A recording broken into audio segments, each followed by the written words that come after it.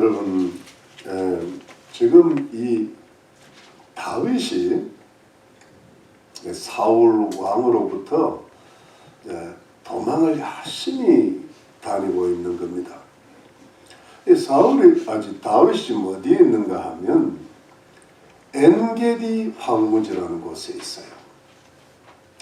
여러분, 이 엔게디 황무지는 그야말로 유다 광야에서 가장 남쪽 지역이고, 그리고 그 오른쪽으로 사해가 있는데, 염해가 있는데, 거기에 그저 가장 가까이 있는, 그러니까 유다의 가장 광야 남동쪽으로 사해 근처에 있는 황무지입니다. 그러니까 이 다윗이 10황무지에 있다가 또 마온 황무지로 옮겼다가 이제 엔게디 황무지까지 간 거예요. 오늘 성경 본문에 보면 덜염소 바위라고 있는데, 덜염소가 많았던 바위산이라 이겁니다. 여러분, 이런 무슨 요즘도 어떤 동영상이나 다큐 같은 데 보면 깎아지는 마치 절벽 같은 그런 산인데 사는 산염소, 또 산양, 어떻게 그런 데 사는지 모르겠어요. 그런 데서 아주 평지처럼 걸어다니는 그런 염소와 양들이 있고, 뭐 다큐 같은 데 보면 그걸 또 잡아먹는 눈 표범이 있죠. 그리고 이제 잡아먹다가 함께 떨어지는데 표범은 안 죽어요. 하나님 그렇게 만들어 놨어요. 절벽에서 떨어졌는데도 안 죽습니다. 그만큼 탄력이 좋습니다. 거기에 이제 풀도 나고, 거기에 어떻게 물이 있고 하니까 이 염소들이 살고 양들이 살고 동물들이 사는 겁니다. 그런데 다윗이 숨어 들어간 거예요. 그러니까 이제 이 사울 왕이요, 여러분 지난주는 감사주일이니까 여러분 벌써 다 이건 잊어먹어버리신 줄 제가 믿고 있는데, 여러분들은 우리가 일어나면 잊어버린 경우가 있어가지고, 그때 여러분 그 마온 황무지에서 사울 왕이 다윗을 그냥 잡을 수 있는 그 시기였잖아요. 그런데 블레셋이 쳐들어오는 바람에 바위산 하늘을 경결해서 돌아가는 바람에 겨우 살아난 걸 기억하시죠? 네. 그런데 이제 이 사울 왕이 이제 블레셋 군대를 물리치고 다시 온 겁니다. 다시 올 때는요, 이번에는 작정하고 왔는데 3,000명을 데리고 왔다 그랬어요. 보통 이 사울 왕이 정예병을 모을 때 3,000명이 최고 많았다며. 아주 정예주들을 모아갖고 지금 다윗은 600명입니다. 그러니까 5대1이잖아요. 3,000명 대 600명. 그러니까 이번에는 완전히 잡아서 죽이겠다는 마음으로 쳐들어온 거예요. 그런데 이제 이렇게 오는데 어떤 일이 있었는가 하면, 여러분, 길가에 양의 우리가 있어요. 양의 우리. 이때 이 양의 우리는 어찌 보면 이렇게 임시로 만드는, 예를 들면 양을 몰고 저 풀을 먹이러 갔다가 돌아오기가 힘드니까 잠시 간이 양의 우리인 거다. 이렇게 돌로 이렇게 돌담을 싸고 위에는 가시로 이렇게 지붕을 만들고 이 맹수들이 못 들어오게 이렇게 만들고, 그리고 거기 굴이 하나 있어. 그 굴은 이제 주로 목자들이 잠시 머무는 임시 거처예요. 그 굴이 있으니까 사울 왕이 들어갔는데 발을 가리우러 들어갔다는 그 내용이에요. 여러분, 성경에 발을 가리우러 들어가는 게 발을 왜 옷자락으로 이렇게 가리울까? 이게 대해서 이제 의견이 분분한데, 어떤 해석학자들은 용변을 보러 갔다. 그러면 여러분 좀 그냥 똥 누시러 갔다 이러면 되는데 되는데 왕의 그 용변이니까 좀 부드럽게 한 게 아닌가 그런 뜻도 되는데, 제가 보기에는 이게 그것보다는 잠시 낮잠 자러 갔다는 말이 더 어울리는 것 같아요. 왜냐하면 다윗이 옷자락을 베는 걸 눈치를 못 채는, 용변을 보면은 눈치채잖아요. 바보. 그런데 이게 잠을 잠깐 자야 눈치를 못 챈단 말이죠. 그래서 낮잠 자러 들어갔다는 게 맞습니다. 낮잠 자러 갔다 하면 될 텐데. 여러분 그 이사야서 사사기 3장에 보니까 에굿이라는 사사가 모압왕 에글론을 죽이러 들어갈 때 에글론이 다락방에서 발을 가리웠다. 이게 다락방에서 용변 안 보잖아요.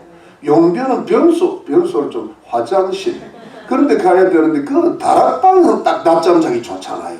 그래서 낮잠으로 통일하시기를 주의 이름으로 뭐 죽음까지 안 하도 그래가지고 딱 들어가는 게 그래서 낮잠을 딱 잤는데 이야 하필이면 그 굴의 저 깊은 곳에 다윗과 부하들이 거기 숨어 있었던 거예요. 이건 절호의 찬스가 온 거예요. 그러니까 여러분 그 다윗의 부하들이 지금 때가 왔습니다.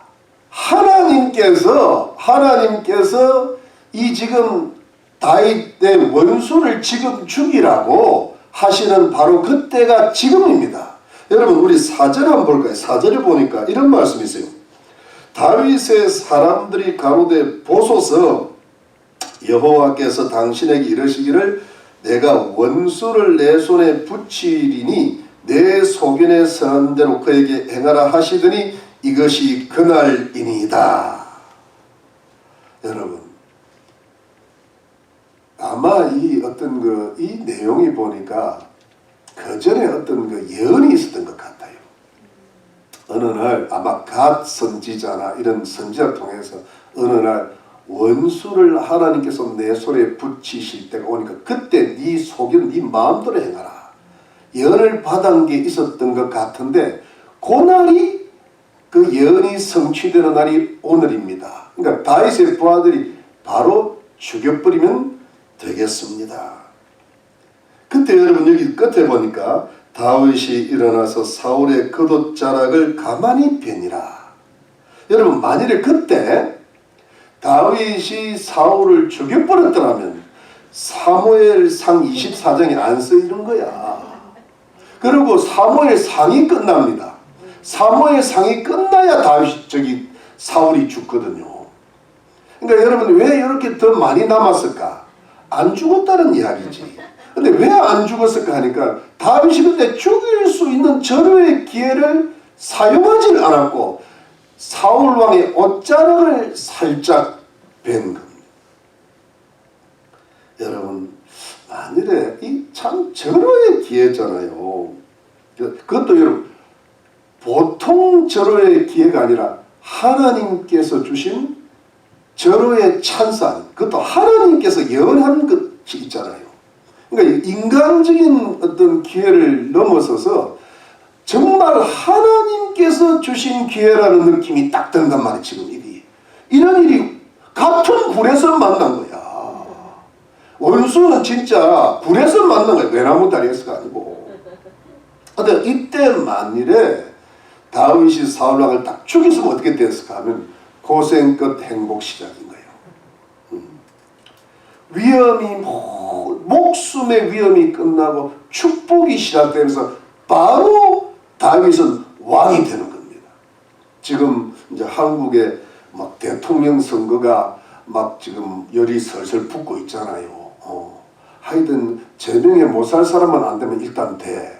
무슨 소리인지 알겠죠? 여러분 미국도 이게 거의 선거 부정 쿠데타가 일어나가지고 지금 부정적인 정권이거든요. 여러분 그런 게 이제 여러분 이것이 제가 역사를 가만히 돌이켜 보면요, 제가 뭐 많이 알지는 못해도 역사의 쿠데타가 참 많아요. 그러니까 이게 뭐 미국에서 일어난 일이라는 게 좀 이 자유민주주의가 전 세계의 어떤 1등 국가가 된 그런 자유민주주의로 이런 나라가 이렇게 된다는 게 좀 거시기는 하지만 좀 비극이긴 하지만 이게 역사에 그냥 비일비재하게 일어났던 일이니까 막 그런 거죠. 그러니까 하여튼 이 왕이 되려는 욕심이 얼마나 많아요. 여러분, 뭐 조선시대도 그렇고 왕이 되려면요, 막 자기 형제고 뭐고 다 죽여버려. 그러니까 여러분 다윗이 사울 왕을 죽이는 것은 당연한 거야. 왜? 자기를 죽이려고 하잖아요. 자기는 잘못한 게 하나도 없는데 의인을 아주 그냥 죽이려고 작정하고 삼천내고 끈질기게 쫓아오니까 이때 딱 죽였어야 되는 거야. 우리 같으면 죽였어야 돼. 그런데 여러분, 그 다윗을 따르는 그 다윗을 존경하고 사랑하고 추종하는 부하들까지도 죽이고, 여러분 어찌 보면요, 하나님의 연이 이때를 위함이 아니겠는가? 죽이라는 거예요. 죽여야 돼. 그런데 여러분, 이때 다윗 혼자만 이걸 반대하는 겁니다. 이게 지도자입니다. 이게 위대한 지도자는 이렇게 나오는 겁니다. 뭐 예를 들면 나라 사람들이 다 반대해도 훌륭한 대통령 아니다, 이게 하나님의 진짜 뜻이다 딱 밀어내요. 가족도 마찬가지입니다. 가족들이 다 반대, 이게 하나님의 뜻이기 때문에 나는 이렇게 한다. 그래야 그 가정의 지도자가 되는 거예요. 그리고 그 가정이 결국은 살아남는 겁니다. 믿으시기 바랍니다. 민주주의가 꼭 좋은 것만은 아니에요. 민주주의 위에 누가 있어요? 하나님주의요. 신본주의가 있단 말이에요. 인간이 만드는 것 중에 가장 좋은 게 민주주의, 인간이에요. The best of the worst. 가장 나쁜 것 중에 뭐랄까, the best가 영어가 맞는지 모르겠다. 아무튼 여러분, 그런데 이거를요, 다윗이 이 절호의 찬스를 딱 포기를 합니다. 근데 그 이유가 뭘까? 다윗의 마음에는 뭐가 있을까? 이유는 딱 하나예요. 여러분 6절 말씀 보면 6절 말씀 5절부터 그리한 후에 사울의 옷자락뱀을 인하여 다윗의 마음이 찔려 자기 사람들에 대해 내가 손을 들어 여호와의 기름 부음을 받은 내 줄을 치는 것은 여호와의 금하시는 것이니 그는 여호와의 기름 부음을 받은 자가 됨이니라 하고, 다윗이 이 말로 자기 사람들을 금하여 사울을 해하지 못하게 하니라. 사울이 일어나 굴에 서다가 자기 길을 가니라. 이유가 뭐냐니까 여러분, 여호와의 기름 부으신 자이기 때문에 내 손을 들어서 치지를 않겠다는 겁니다.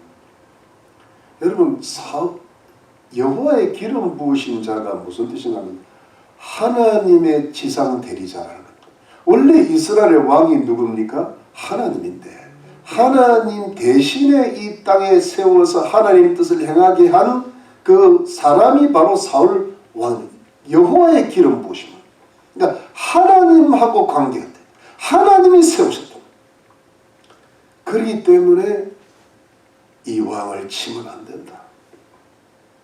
여러분, 사울 왕은요, 진짜 악한 사람입니다.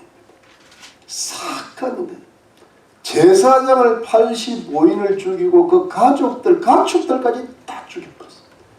그리고 다윗을 초라고 쫓아다닙니다. 정신병자입니다.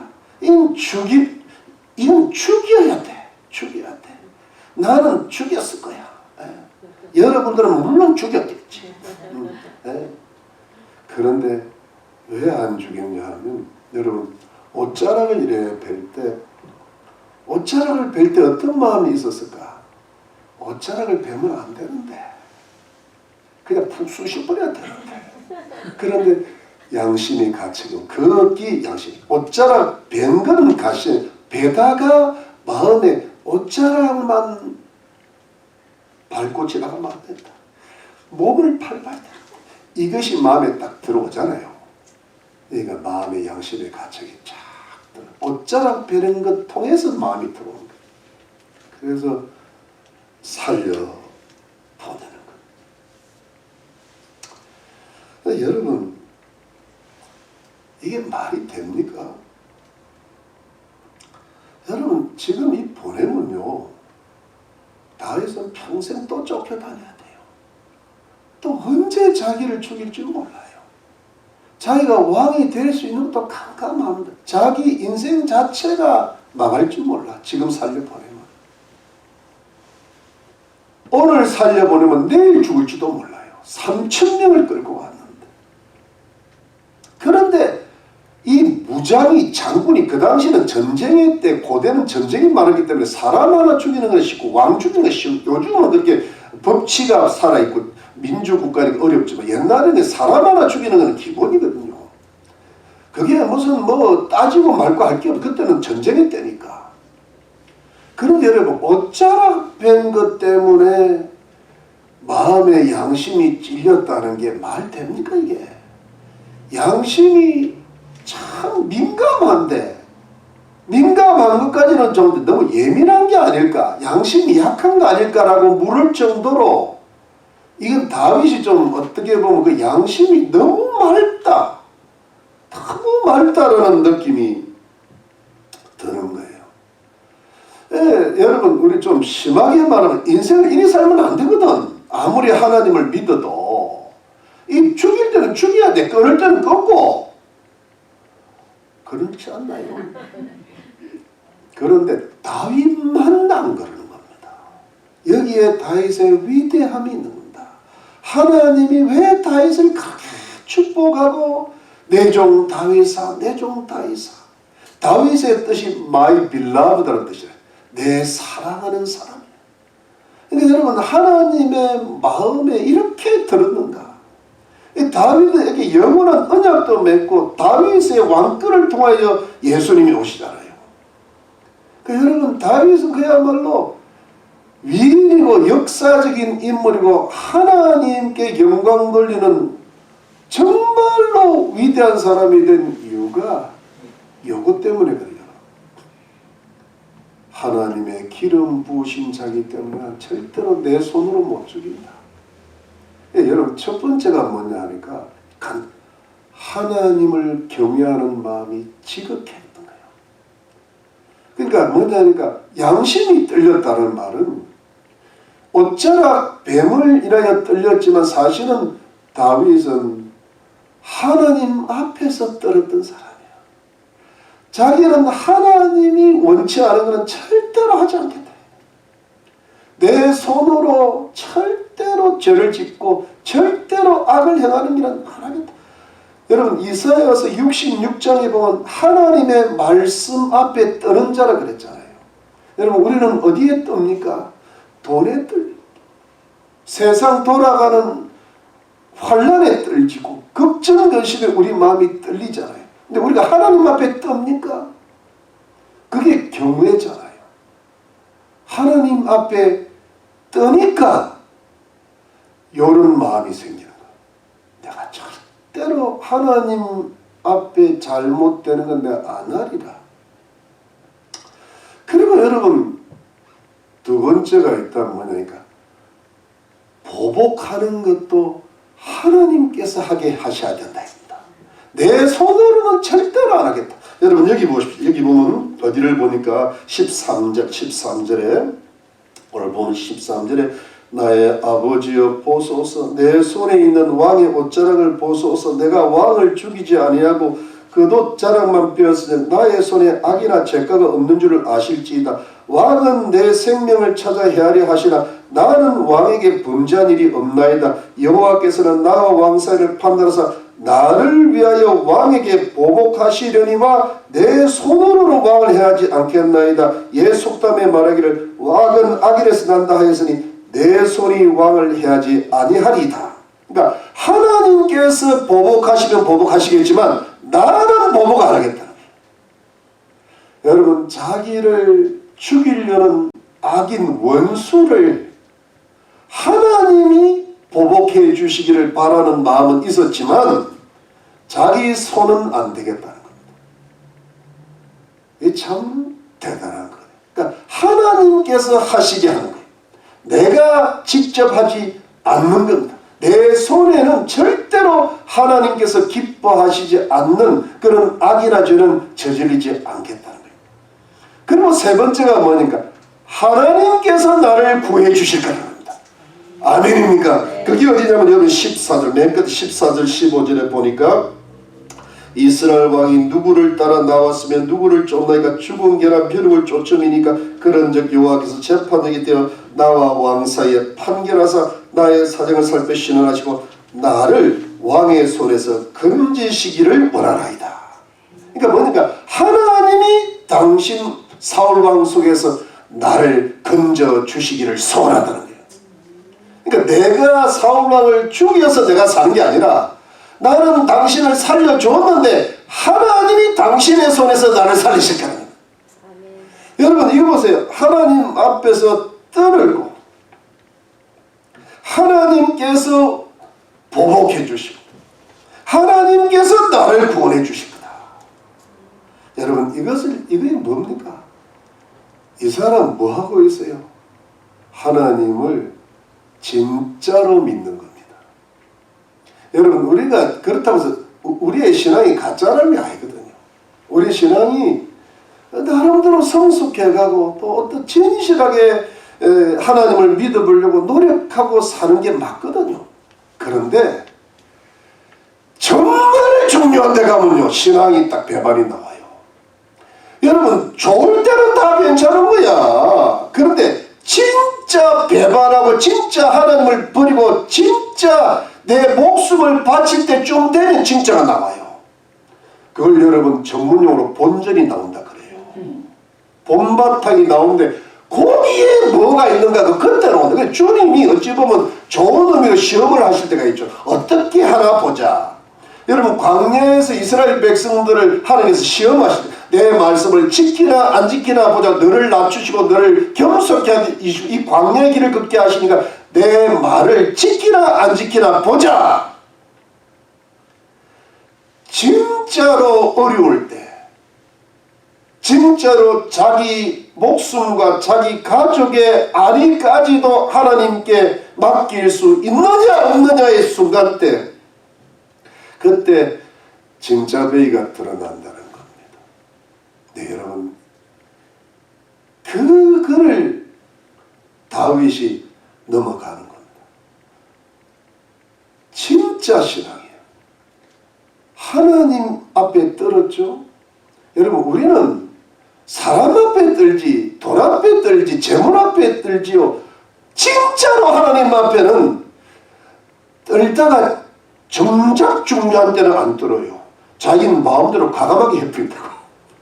주님이 보고 계시는데 뭐 안 보이니까 보이는 것부터 먼저 해결해버리는 거지.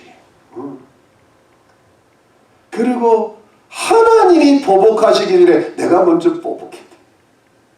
그리고 하나님이 구해 주시기 전에 자기 스스로 구해가는 거예요. 그러니까 여러분 조금 차이가 납니다.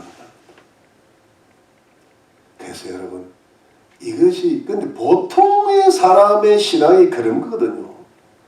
다윗의 부하들도 신앙이 좋았지 않겠습니까? 다윗을 따른 거 보고. 근데 진짜로 다윗은 그 위대한 마음이 거기까지 간 거예요. 우리가 몸이 아무리 아파도 하나님이 나를 반드시 지켜주실 거야. 하나님이 나를 건강하게 해주실 거야. 예, 너무 아프면 뭔가 뜻이 깊은 있을 거야. 이게 진짜 아닙니까? 하나님 앞에 팍 떨면서 에이씨 난 죄송합니다. 이게 녹음돼 난 못 살겠다. 갈아보자. 주님이라도 갈아보자. 이게 아니고 주님 내 몸을 아프게 하면 이유가 있으시겠죠. 근데 나는 반드시 고쳐주실 줄 믿습니다. 그리 아니하실 때는 나는 주를 찾아가겠나이다. 뭐 이렇게 나오는 거예요. 이게 진짜 아닙니까? 이게 다윗한테 있었던 거예요. 그래요 여러분. 그렇게 따져보니까 그렇게 논리적으로 보니까 이렇게 됩니다. 이거를 한마디로 이 세 가지를 한마디 묶으면 지극히 선한 신앙이라고 할 때 지극히 선한 양심이 지극히 선한 신앙으로부터 나오는 거예요. 여러분 이 양심이라는 게 인격이거든요. 인격의 가장 깊은 곳에 양심이 있는데 여러분 이 양심이 깊어지고 선해지고 맑아져야 그 사람의 인격이 바뀌는데 왜 인격이 안 바뀌는가 하면 지극히 선한 신앙이 없어서 그래요. 신앙이 진짜라야 인격이 진짜로 바뀝니다. 믿으시면 하늘하십시오. 근데 왜 인격의 변화가 없느냐 하면 신앙이 저 깊은 곳까지 진짜로 미치지를 못했기 때문에. 여러분, 미치지 못했다는 말을 좀 재밌게 하면 미쳐야 되는데 그게 무슨 뜻인가 하면 여러분, 그 사울왕 하니까 사울이 바울이 되잖아. 나중에 바울 사도가 된 이 바울 사도가 이 사도행전 26장에 보면 자기를 베스도 총독 앞에 변론하다가 베스도가 야, 미쳤다 얘가 말을 하는 거 보니까 돌았다 이러니까 바울이 그럽니다. 내가 미친 것이 아니라 정신 차리고 참말을 한다고 그럽니다. 그리고 내가 지금 이 옥에 갇힌 것 외에는 모두 다 나처럼 되기를 원하나 이런 말씀을 기억하실 겁니다. 바울이 미친 겁니다. 예수님한테 미쳤는데 제대로 미쳐가지고 정신이 차려진 거예요. 세상 사람들은 세상에 미쳐버린 거예요. 세상에 미친 것을 정신 차렸다 그런 거예요. 우리는 예수한테 미쳐야 정신 차린 사람이 되는 겁니다. 여러분, 그 아브라함이 하나님께서 주신 아들 이삭을 한 113세 때, 이삭이 한 13살 때 제물로 바치는 게 정상입니까? 비정상입니까? 미친 거예요. 하나님 말씀에 미쳐버린 거야. 미치니까 하나님 보시기는 정상이 되어버린 겁니다. 여러분, 아까 전에 우리 권사님 그 기도할 때 정광훈 목사님, 정광훈 목사님을 내가 이분이 진짜 배인지 가짜 배인지 내가 처음에 좀 뭐가 이상한 그 소문이 들리고 해서 내가 별로 안 좋아했는데 내가 이분이 누군지를 내가 조사를 시작한 거예요. 광훈 씨가 누구신지. 어디에 내가 야, 이 사람은 진짜 배기 중에 상 진짜 배로 느꼈는가 하면 이분이 군대를 가셨을 때에 박정희 대통령 시해 사건으로 있었답니다. 그때 1979년에 제가 대학생이 됐을 때인데 그때 이분이 군대 유격 훈련 중이었답니다. 한 2주. 그런데 그 대통령이 죽었다는 이야기를 듣고요. 뭘 했는가? 유격 훈련 중에 금식을 한 겁니다. 그 자기 중대장한테 이야기해가지고 금식을 중대장이 야, 너 깨 풀리려고 너 금식을 하는 거지. 이런 소리 들어가면서 나라를 위해서 대통령이 좀 너무 나라가 걱정이 돼가지고 유격 훈련 중에 2주를 했는데 그거를 완전 군장고 다 뛰었답니다. 그래서 마지막 날인가가 너무 힘들었는데 자기 총을 옆에 동료가 한번 들어준 것 외에는 완벽하게 유격훈련을 금식 가운데 마쳤답니다. 사람이 미친 거야. 아니, 박정희 대통령 죽은 거하고 나하고 뭔 상관이요. 아무리 예수 믿어도 그건 아니지. 그것도 유격훈련 중에 이 사람 미쳐버렸어요. 나라를 위해서 하나님을 앞에 금식한 겁니다. 이거는 진짜가 아니구나 할 수가 없는 거잖아요. 내가 그때 이 사람을 100% 인정을 해버렸어요. 내가 100% 인정한 사람이 많지 않습니다. 네. 김진홍 목사님 한 95%. 근데 이분은 100%예요. 100%. 내가 가장 좋아했던 사람이 김진홍 목사님. 근데 가장 좋아했던 목사님들이 주를 많이 배반했어요. 내가 참 좋아했던. 네. 그런데 내가 왜 김진홍 목사님을 지금 이분이 너무 조용하는데 이 광화문 집회에 정광훈 목사님이 나오시니까 그때 드디어 나오셨어. 정광훈 목사님을 평가하기를 사사기의 사사라고 평가했어요. 저는 어떻게 보느냐 하니까 예레미야 같은 선지자라고 보고 있습니다.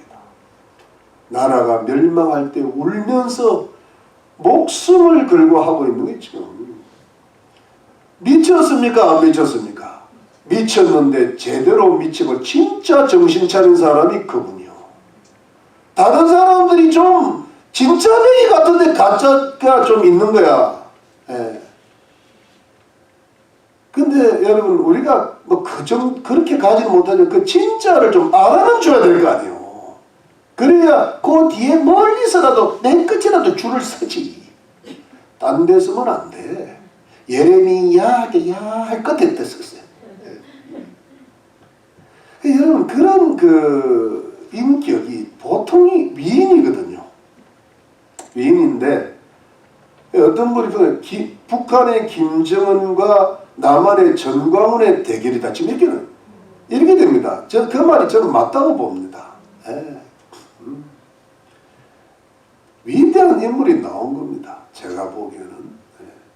뭐 모르겠지만 하여튼 이승만 대통령 같은 위인, 그는 급이 다른 정치 지도자라고 평가가 되어 있습니다. 급이 다르다. 예. 하여튼 그런 계통을 잇는 사람이죠. 근데 어떻게 그런 위대한 인격이 나올까?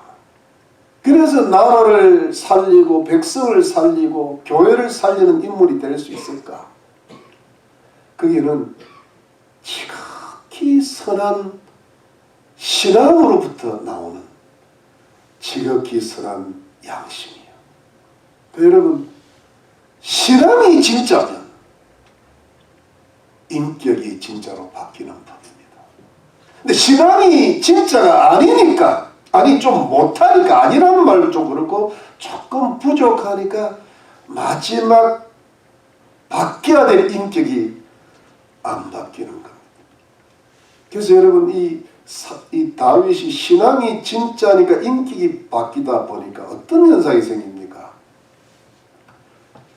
사울 왕이 감동을 먹는 거예요. 사울 왕이요, 이 사람이 어릴 때, 자 봅시다. 어렸다. 16절. 다윗이 사울에게 이같이 말하기를 마치며 사울이 그러되 내 아들 다윗아, 갑자기 아들이래.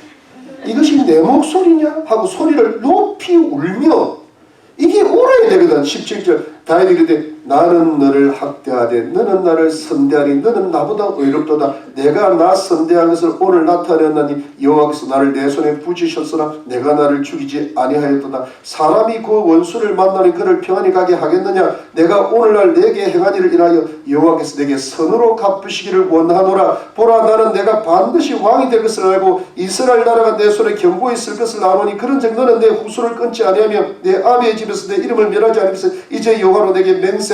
다윗이 사울에게 맹세하며 사울은 집으로 돌아가고 다윗과 그의 사람들은 요새로 올라가니라.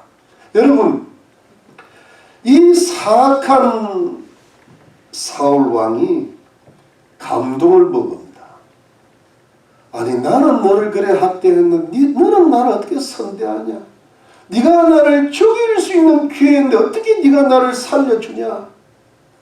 여호와께서 내 선함을 갚아주시기를 원하노라.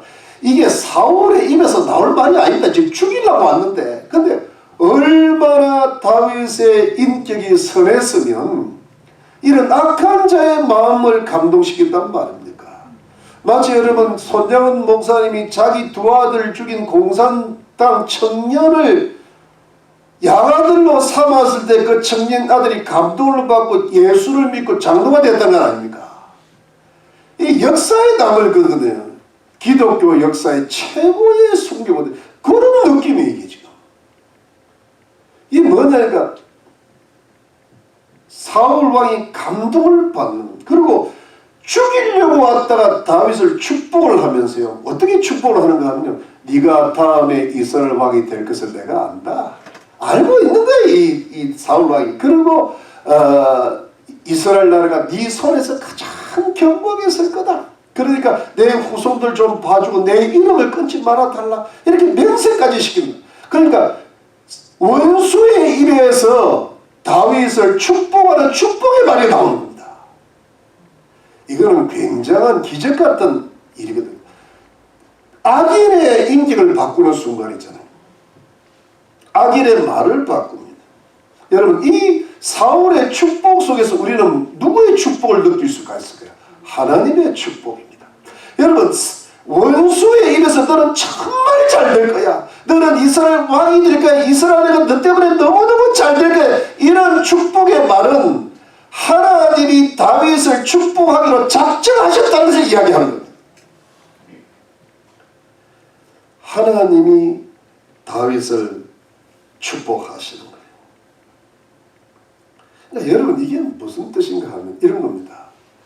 지극히 선한 신앙에서 지극히 선한 인격이 나오니까 원수라도 사람들의 마음을 감동시키는 사람이 되고 그 다음에 하나님의 축복을 받는 큰 그릇으로 지금 가고 있다는 겁니다. 여러분 우리가 하나님의 축복을 받아야 되지 않겠습니까? 여러분 믿으십니까? 저는 하나님의 저주받은 사람은 받으라 이거야. 근데 나는 하나님의 축복을 받고야 말겠다는 믿음이 있어야 될 줄로 믿습니다. 여러분 그거 가지고 영광 들고 살아야 되잖아요. 아멘입니까?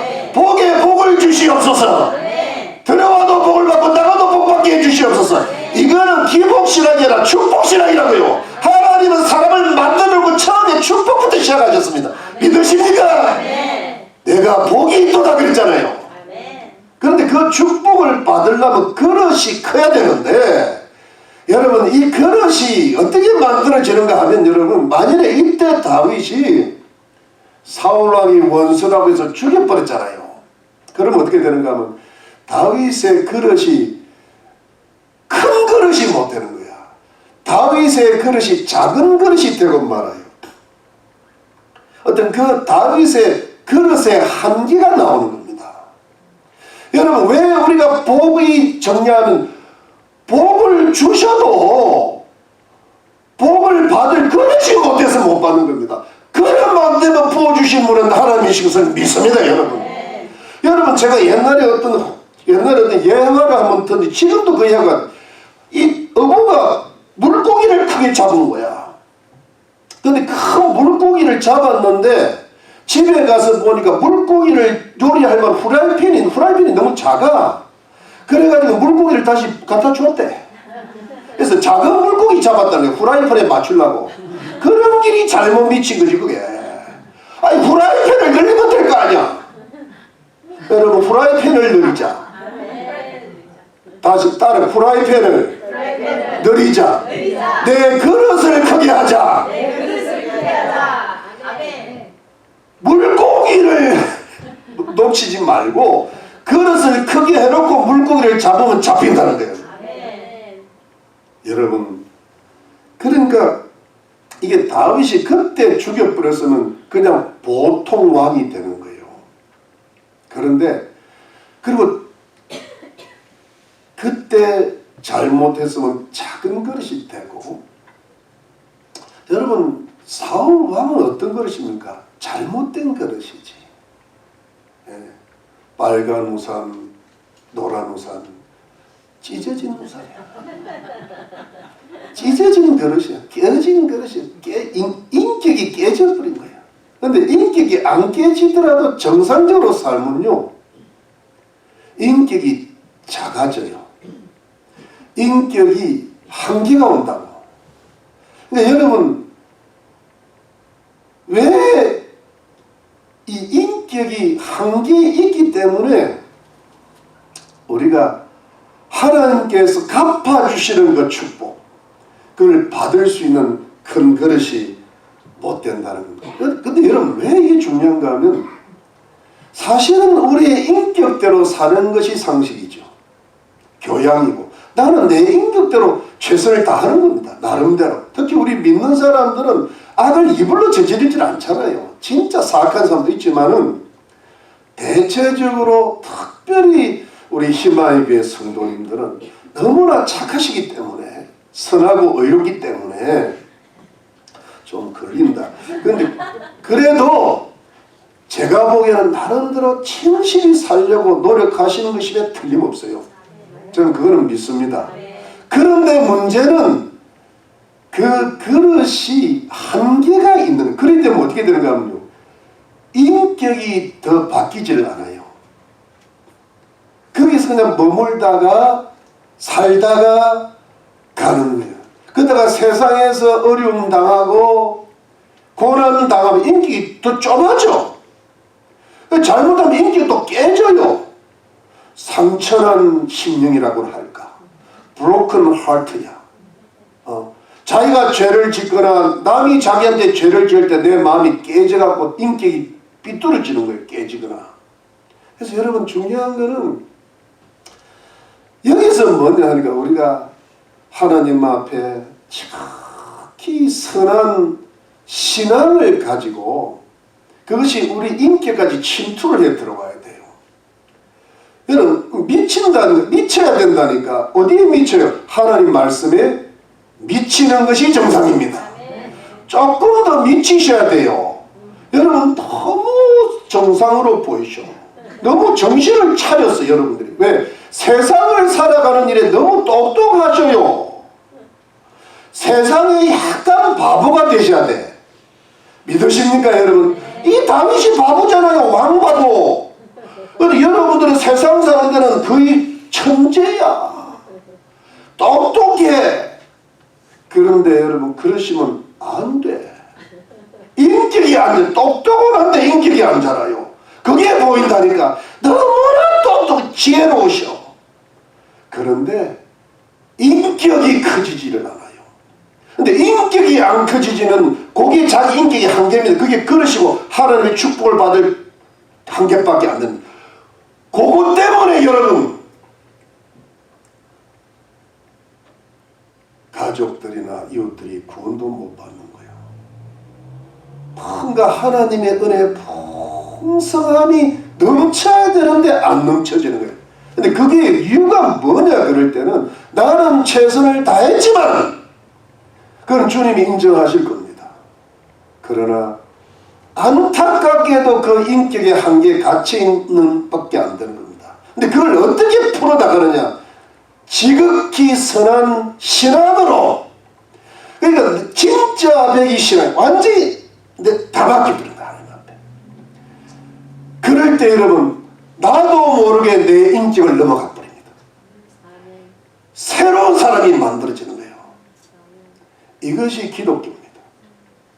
하나님 말씀이 나를 만들어야 되는데 내가 하나님 말씀을 완전히 받아들이지를 않는 거예요. 받아들이는데 90% 제가 지금까지 대충 보는 제 계산은 한 89%까지는 받아들인 사람들을 봤는데 90을 넘어가는 사람이 드물어요. 90을 넘어갔더니 여러분 학교 다닐 때 90점 이상 받으면 공부 잘하는 거잖아. 물론 90 몇 점이 받는 게 쉬운 일은 아니지만 저는 옛날에 어머니한테 95점 받았고 한 개 틀렸다고 죽도록 야단 맞고 했어요. 나는 이게 무슨 내 자랑하는 건가? 여러분 그래도 90점 이상은 받아야 이게 뭐 공부를 잘하는 거지. 근데 89점 갖고는요 안 돼요. 89점을 자꾸 받으면 서울대학 못 들어가요. 서울에 있는 대학도 잘 못 들어요.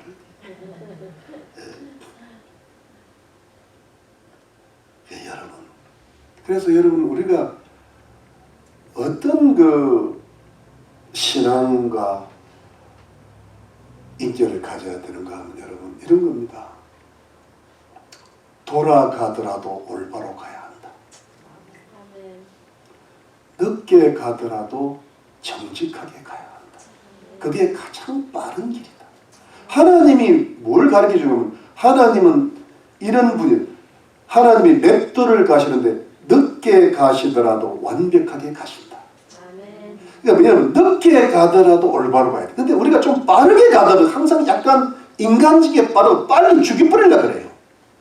그런데 고통이 좀 있고 위험이 있고 좀 시간이 좀 많이 걸리더라도 다 하나님의 뜻이면 하고 하나님의 뜻이 아니면 하고 사람한테 죄를 짓는 거라면 마음의 양심에 좀 걸리고 내가 다 안 해야 되겠다. 그리고 또 기다리고 그러면서 하나님의 뜻에 내 마음의 초점을 다 맞추어서 주님 내 인생 하나님께 맡깁니다.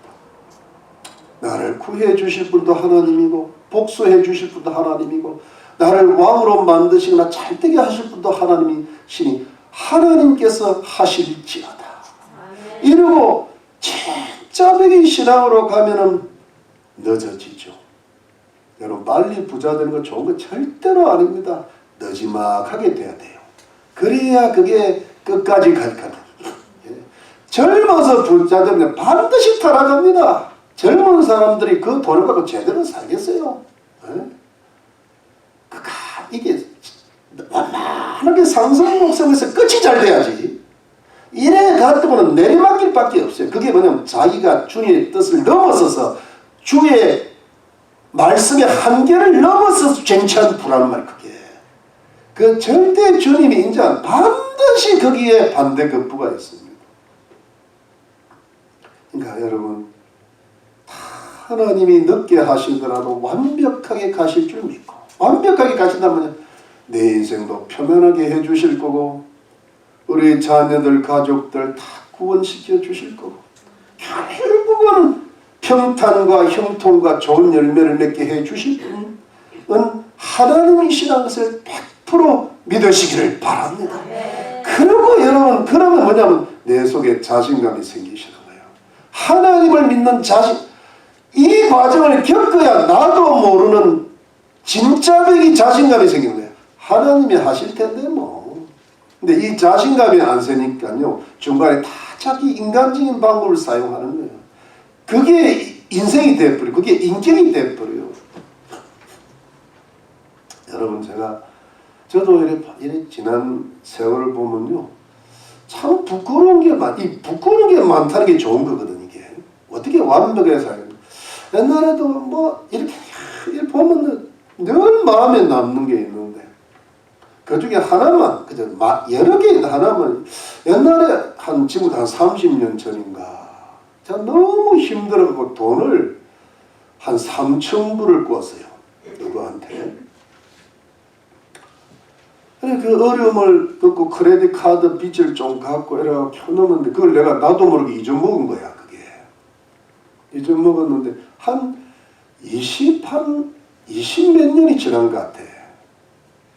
그런 그 빚도 좀 갚은 것 같은데 그때 빚을 갚고 나니까 그때 3,000불이 생각이 나는 거예요. 그런데 돈이 3,000불이 없어. 겨우 빚은 갚았는데 근데 이걸 언젠간 갚아야 되는데 돈이 없으니까 모을 수가 없어요. 근데 어떤 좋은 일이 생긴다가 하면은 이명 사모님이 교통사고가 나가지고 너무너무 좋은 일이 생겨가지고 뭐 차 다 하고 나니까 3,000불이 남았어. 그때 내가 그 이야기를 하니까 사모님이 갚으래요. 그래가지고 지금 같으면 내가 한 1,000불이나 2,000불 더 올려가지고 내가 한 5,000불을 갚아줄 수 있었는데 그때 3,000불을 체크를 끊어갖고 내가 갖다 줬어요. 만나가지고 내가 그때 내가 이자가 없다. 이자가 없는데 내가 잘해주겠다는 마음으로 그때 갚았는데 그 다음 날로 그냥 입금이 되더라고. 그래 내가 그나마 약간의 빚을 갚은 거예요. 약간의 빚을 지금도 내가 한 1,000불, 2,000불 이자를 쳐서 줬어야 되는데 라는 마음도 있고. 제가 부끄럽지만 하나만 더 이야기해요. 제가 옛날에 한 30년 전에 여기 성지서적이라고 있었어요. 지금은 없어졌는데 그때 제가 전도사 시절이었는데 테이프로 된 성경 낭독 그걸 비싸게 주고 샀어요. 테이프로 된. 그걸 이제 차 안에서 옛날에 테이프가 들어갈 때 시대라. 그걸 자꾸 들으려고 했는데 그게 들어갔다가 나오는데 엉켜 나와버린 거야. 그게. 근데 그때 내가 이게 그때 제 생각은 뭐냐면 이거는 처음부터 테이프가 잘못된 거다. 이 생각이 그냥 확 사로잡아버린 거야. 왜냐하면은 내가 지금까지 넣은 것 중에 하나도 그렇게 나온 게 없으니까. 그래갖고 그냥 그 비쌌기 때문에 당장 들고 들어가서 이거 처음부터 잘못된 거 전도사가 돼가지고 바꿔달라니까 한숨씩 바꿔주시더라고. 그러고 나서 완전 마음이 찔리는 거야.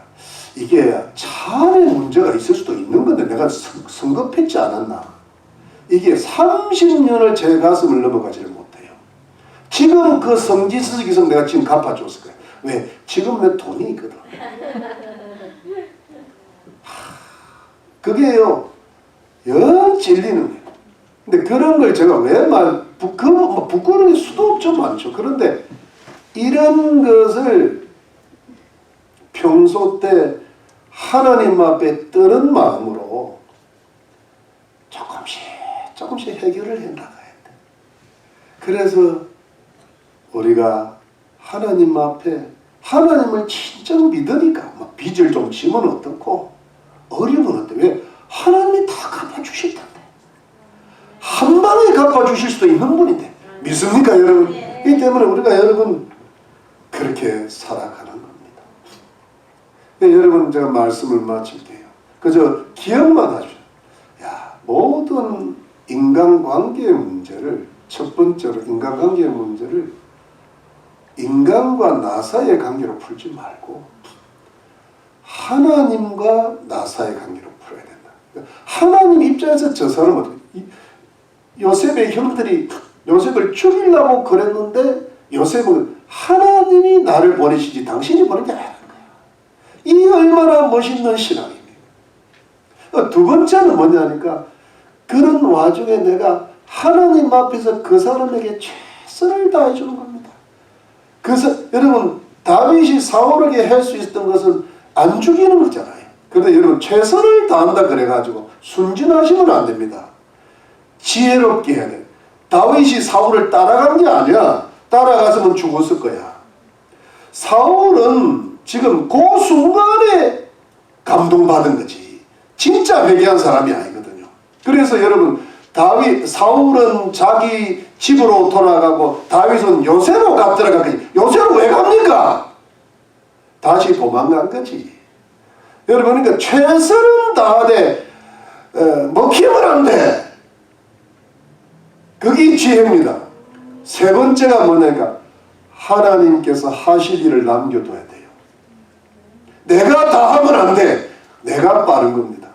하나님이 나를 구해 주시고 하나님이 나를 복수해 주시고 하나님이 나를 축복해 주실 여지를 남겨줘야 진짜 신앙입니다. 내가 맥차게 한다고 되는 일, 그게 그 사람의 인격의 한계인데요. 그 인격의 한계가 큰 복을 못 받는 것이 되고요. 그 인격의 한계가 잘못되면요 더 이상 성장을 못합니다. 스탑이 돼버립니다. 그래서 여러분 우리가 하나님의 많은 축복을 받고 사랑하는 성도는 우리 자녀들 가족들이 다 구원 받으시고 하나님을 경외하고 산업에 복을 주시고 건강을 주시고 하나님의 놀라운 축복을 받아서 하나님께 영광 돌리는 큰 그릇이 되길. 큰 그릇이라는 게 뭐냐 하니까 지금보다 내 자신의 인격의 그릇의 한계를 넘어가는 그릇이 큰 그릇이에요. 그렇게 되려면은 여러분 지극히 선한 신앙을 진짜의 신앙을 다시 시작하시고 우리의 깊은 인격에까지 지혜까지 영향을 미쳐서 지극히 선한 양심으로 살아가시는 우리 성도님들이 되시기를 주님의 이름으로 축원합니다. 우리 기도.